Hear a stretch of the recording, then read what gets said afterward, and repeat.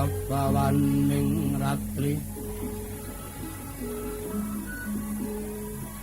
sasatara wis mandra kawuyan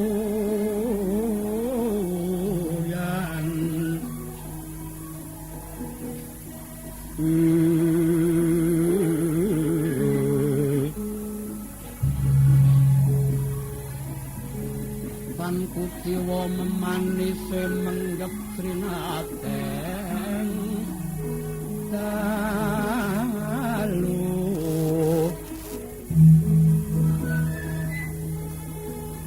siniwaka sangya protesi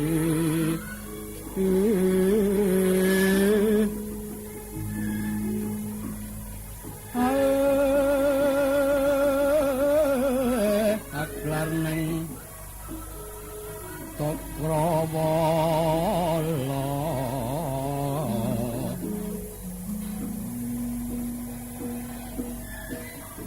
binulat ngalangut prandene paksa kebekan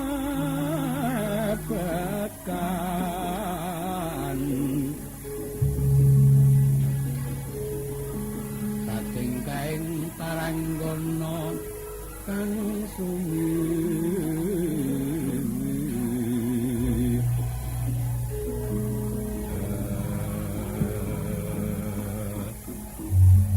saking kaing tarang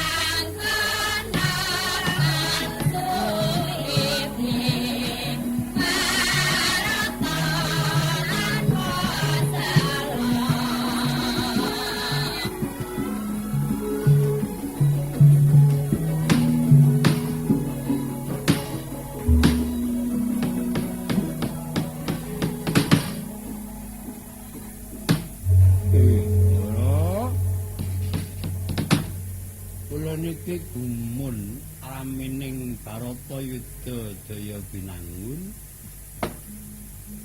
ndara namung anggung wonten salebeting pesanggrahanipun ingkang ibu sumaning ayu ndara Subadra anggung pusapasian kaliyan ingkang jarwa kalih Raden Ayu Siti Sendari kalih Dara Ayu Tari mboten tumut perang niku sababe napa Ndara Musmar nganti tak rewangun tatsong paing pesanggrahan labet niku tansah ngerdatin jroning batin wana rasa pitakonan apa to sababe dening Kanjeng Prabu Indrawati aku ora kalilan manjing payudan basan kaya siningker piningit kudu ngadhep ngarsaning Kanjeng Ibu Drasan sapatemon kalawan bendaramu Putri Sakaruni ing atase aku satya rumangsa lingsem yen ngono apa para punden Kurapitaya marang setyane Abimanyu nggone tiyang ngrungkepi bumi kalahirane kang sarta melu anyudi baline negara Ngamarta kang sarta ngestina ingkang separo nggih nggih mbok menawi wonten satunggaling wewekta ingkang dereng kadawaken dhateng Ndara prayoga sabar kemawon Rening sajaipun Ndara anggenipun untat saking pasanggrahan sampun radi dangu. Kabareng Ndara swawi kula dherekaken langsung rumiyin dhateng pasanggrahan Ndara. Sapanjang potong.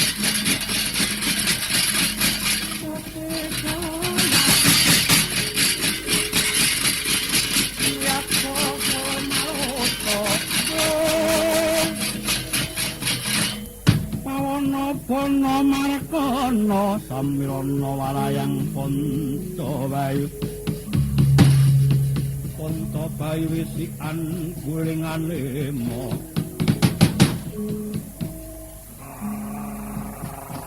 kowe kene apa kok ngarak dulu aduh murimu kene ngapa dulu wong tuwa lagane neka-neka le gemahe temen aku ki ya Mbak anake ora duwe rasa apa-apa bapakku sing wis kulino sapa ngalas sama ngalas kok dadak tulung-tulung keneng apa Petruk. Kowe meneh tak duku kok. Wong kene ora ning apa-apa, kene ora ning lho. Kantane tambah siji, Gong. Kaya lho kepiye to? Kene mau lak dur ya. Mar iki, gareng iki. Petruk Kagong Delapi Manyu lha iki. Kagona Mbak Yunus Wak. Nusel apa dikandani aduh. Lho kok welek. Opo kowe wis ngerti karo aku keparat. Ngerti wae kowe iki jane ra karo aku pangling. Pangling piye? Ya nyatane aku pangling. Memper yen pangling wong urung tau bedhok kok.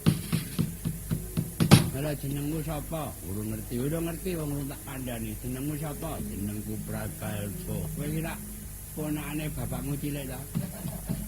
Iya, kowe iki karo wakmu tuwa wakmu, ya ta. Wis sak mesine yen mbahmu karo kowe nyebut putu. Kowe kuwi mantune maratuwamu, ya ora? Omahmu kuwi karo omahku adoh. Dadi kowe karo lurahe nggonmu iki pernah dudu apa-apa ya mung sedulur petuk ana dalan wae. Wadok wae. Nek kondang kanjeng langit papat ponir kintang malih. Kang mawe kandrung sabarang kadulu. Ayo Satrio. Mula kiwulungna salah suwijining panakawanmu bakal tak wangsa karana guluwe weteng kuwi. Aja ngridul aku kuharksasa yen ora keduga minggat aja takon dosa kakon dadi kandha kowe sak ruwang lha cara. Bengoro Genjabati gedimu cilik dhuwurmu cendhek kandak dikit sumawe gelundine mamet kuandam.